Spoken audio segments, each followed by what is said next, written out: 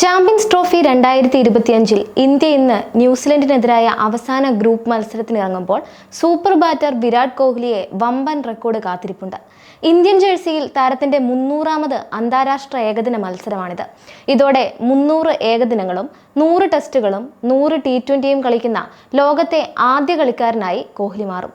2008 ഏകദിനത്തിൽ അരങ്ങേറ്റം കുറിച്ച കോഹ്ലി 2010 മുതൽ ഇന്ത്യൻ ടീമിൽ സ്ഥിര സാന്നിധ്യമാണ്. പിന്നീട് ഒരിക്കലും അദ്ദേഹത്തിന് തിരിഞ്ഞു നോക്കേണ്ടി വന്നിട്ടില്ല. ശ്രീലങ്കയ്ക്കെതിരെയായിരുന്നു ഏകദിന അരങ്ങേറ്റം. ഇതുവരെ ഇന്ത്യക്ക് വേണ്ടി 299 ഏകദിനങ്ങളിൽ ജേഴ്സി അണിഞ്ഞിട്ടുണ്ട്. ഇതിനു പുറമെ 123 ടെസ്റ്റുകളും 125 T20യും കളിച്ചിട്ടുണ്ട്.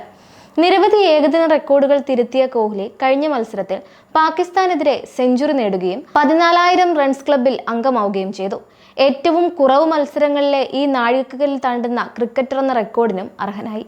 ഇന്ത്യക്ക് വേണ്ടി 300 ഏകദിനം കളിക്കുന്ന 7ാമത്തെ താരമായിരിക്കും കോഹ്ലി. ഈ മാച്ചിൽ മറ്റ് 2 റെക്കോർഡുകൾ കൂടി അദ്ദേഹത്തെ കാത്തിരിപ്പുണ്ട്.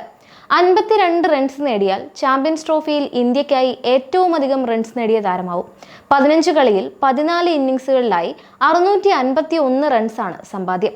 ഒരു തവണ കൂടി 50 അടിച്ചാൽ ചാമ്പ്യൻസ് ട്രോഫിയിൽ 7 തവണ 50+ സ്കോർ നേടുന്ന ആദ്യ ഇന്ത്യക്കാരനെന്ന നേട്ടത്തിനും അർഹനാകും. കോഹ്ലി 2012 ഇന്ത്യൻ ടീമിന്റെ നേതൃത്വ നിരയിലേക്ക് ഉയരുന്നത്. 2013 ഏകദിന ക്യാപ്റ്റൻസിയിൽ അരങ്ങേറ്റം കുറിച്ചു. 2017 ജനുവരിയിൽ MS ധോണിക്ക് പകരക്കാരനായി ഇന്ത്യയുടെ വൈറ്റ് ബോൾ ക്യാപ്റ്റനായി. 2011 വെസ്റ്റ് ഇൻഡീസിനെതിരെയായിരുന്നു ടെസ്റ്റ് അരങ്ങേറ്റം. കന്നി പരമ്പരയ്ക്ക് ശേഷം ടീമിൽ നിന്ന് പുറത്തായ കോഹ്ലി 2011-12 അവസാന 2 ഓസ്ട്രേലിയൻ ടെസ്റ്റുകളിലെ പ്രകടനത്തോടെയാണ് പ്ലേയിങ് 11-ൽ സ്ഥിരമാവുന്നത്. 2014-15 വിരാട് കോഹ്ലി ടെസ്റ്റ് ക്യാപ്റ്റനായി.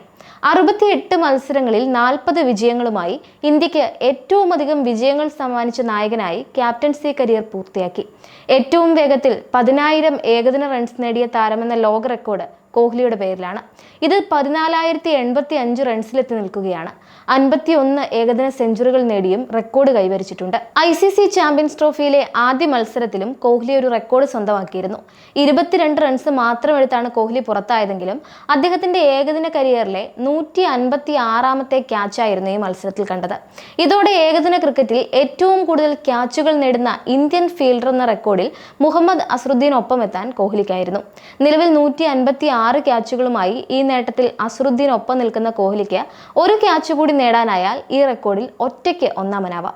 ഏകദിന ക്രിക്കറ്റിൽ കൂടുതൽ ക്യാച്ചുകൾ നേടിയ ഇന്ത്യക്കാരിൽ കോഹ്ലിക്കും അസ്ഹറിനും പിന്നിലുള്ളത് സച്ചിൻ ടെണ്ടുൽക്കറാണ്. 140 ക്യാച്ചുകളാണ് ഏകദിനത്തിൽ അദ്ദേഹത്തിന്റെ നേട്ടം. രാഹുൽ ദ്രാവിഡ് 124 ക്യാച്ചുകളും സുരേഷ് റെയ്ന 102 ക്യാച്ചുകളും നേടിയിട്ടുണ്ട്. റെക്കോർഡ് നേടിയെങ്കിലും കോഹ്ലിയുടെ ഇന്നിംഗ്സിൽ ആരാധകർ ഹാപ്പിയായിരുന്നില്ല.